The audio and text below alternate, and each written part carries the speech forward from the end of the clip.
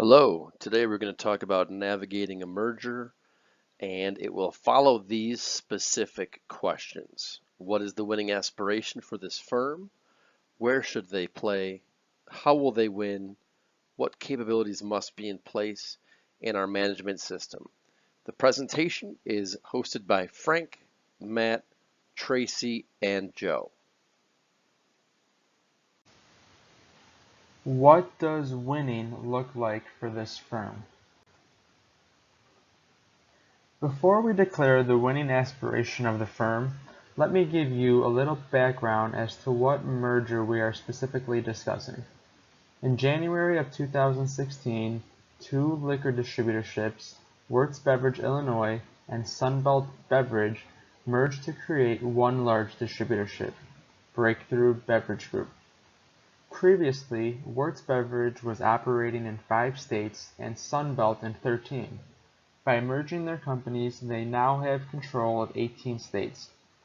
This was done to combat the large distributorships, mainly Southern Wine and Spirits, and attract new suppliers.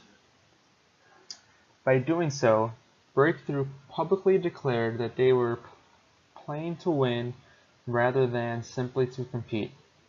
The winning aspiration for the firm is simple: to be the leading wholesaler in the country by aligning the trinity of suppliers, employees, and customers. Suppliers of beer, wine, and spirits want to deal with as few distributorships as possible to streamline the processes. For example, rather than having 15 distributorships across 50 states, it's a lot easier to deal with 3 or 4 across 50 states. By recognizing this need, Breakthru was created to attract suppliers to their company as opposed to the competition. This was the first action in their desire to win, rather than just compete. Aligning the employees with suppliers and their customers are important as well. Salespeople are the middlemen between the suppliers and the customers.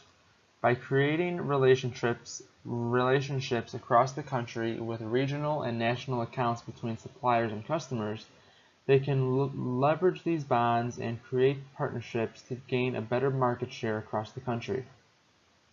At the local level, if suppliers show support to customers such as mom-and-pop liquor stores, they're more likely to push the brands that are represented by Breakthru and get behind the company. When navigating a merger, in order to align all the employees, there needs to be inter-department training on the new processes to ensure a seamless transition. This takes the guesswork out of which protocol to follow and eliminates expensive errors. We must define what it means to win relative to competition. Winning is defined by becoming the distributor of choice within the accounts that they sell to.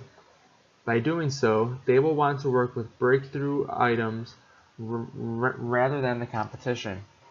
This is not an easy feat, as there are many threats of substitute in the liquor industry, with many imitation and cheaper options to well-known anchor brands.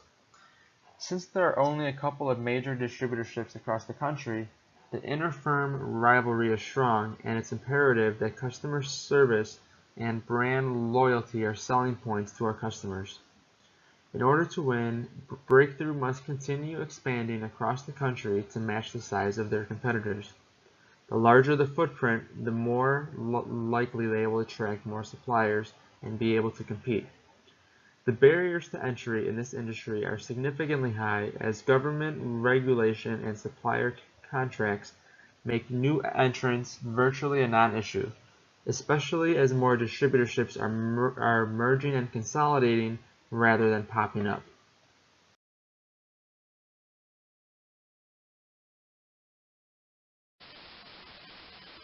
Market. The main focus for our target markets will remain within the Midwest and East Coast regions. This merger of Wertz and Sunbelt has created the second largest wine and spirit distributor within the United States. The largest, being Southern, is based on the West Coast. The territory after the merger will grow to 18 states. Wertz currently in 6 states, and Sunbelt, currently in 12. As I said, the main focus will remain within these 18 states.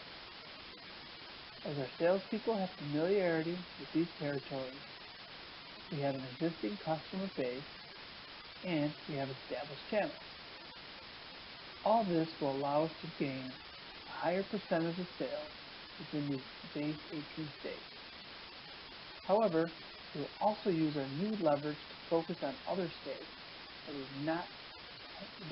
do not have any current customers. This will be a long-term strategy as it takes time to establish relationships within these new sales territories. Channels.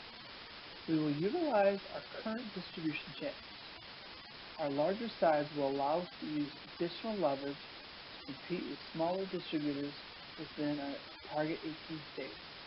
Additional cost savings to restructure contracts with suppliers will allow us to spend additional marketing and sales dollars to attract new retail stores, bars, and restaurants.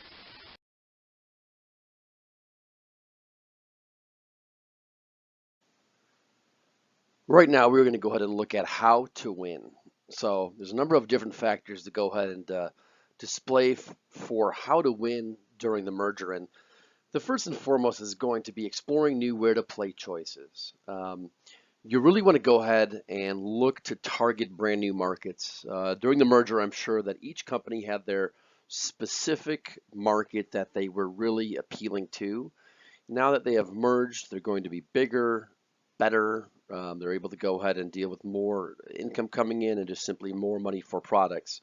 So you want to look at new target markets and just get the visibility out there. So, you know, depending on where they want to be, Cubs games, this is Chicago Sox games, Blackhawk games, really get in front of all the younger demographic at the new nightclubs. You really want to cater to what that specific target market is going to be. The next is going to be collaborating with the competitors. There are a lot of different competitors in the Chicagoland area and all across the country. So it's looking to see as to how you're able to go ahead and work with them and not against them. There is going to be some situations where you can take a look and if you're selling Red Bull, for example, you can go ahead and both get involved with a Chicago Red Bull Flugtag. This is going to be one of the things they did in Chicago a couple years back where they had ridden, you know, homemade bicycles and aircraft off a bridge, where you can really work with other competitors to brand what you're selling. So Red Bull, for example, and really let all of the community know as to what you offer at your locations. The other one is going to be looking at low-cost strategies, so just looking for different ways to underprice the competitors. Take a look as to what your competitors are doing, do a little SWOT analysis, and find out, okay, how are we able to go ahead and underprice what they offer and how we can attract our target market. Depths of differentiation strategies, looking for ways to use loyalty by carrying the most sought-after beverage. So you can see in the graph over here, we have Smirnoff, looks like the most sought-after beverage is number one, with a market share of 4.8%. So looking as you know, what do the community want? What do people want? What do customers want? And selling that. And then a competitive advantage, just catering to your target market. And then also using technology. So you really want to get a hold of Facebook, Twitter, Snapchat. That's just a few of the trends going on. There's Periscope. There's I'm trying to think of, you know, possibly Airbnb. There's so many different things that you're able to go ahead and use with our online channels. Just you want to know what the technology is out there and how we can go ahead and use it to really get ahead of the competition, and then that's how you're going to win with this merger and with the company. What capabilities must be in place when a firm undergoes a merger? In order to become the distributor of choice for our customers, it is essential that the firm differentiates from the competition. And how is that done? First, building a new company brand is imperative. The culture and approach to market among all states must be consistent to create a brand of operational excellence. Visibility of the new company is essential. New business cards, letterhead, email address, invoices, etc. must be in place on day one to let customers know of the new company.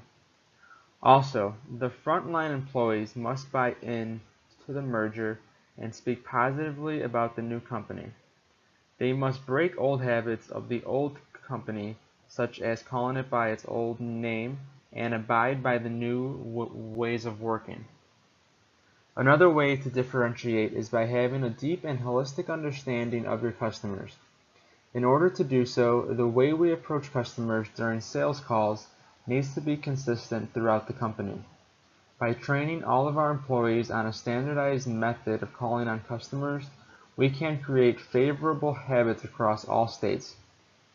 Also, the software we use to gather information must be the same across all states to ensure accurate collection of data for the office employees and analysts.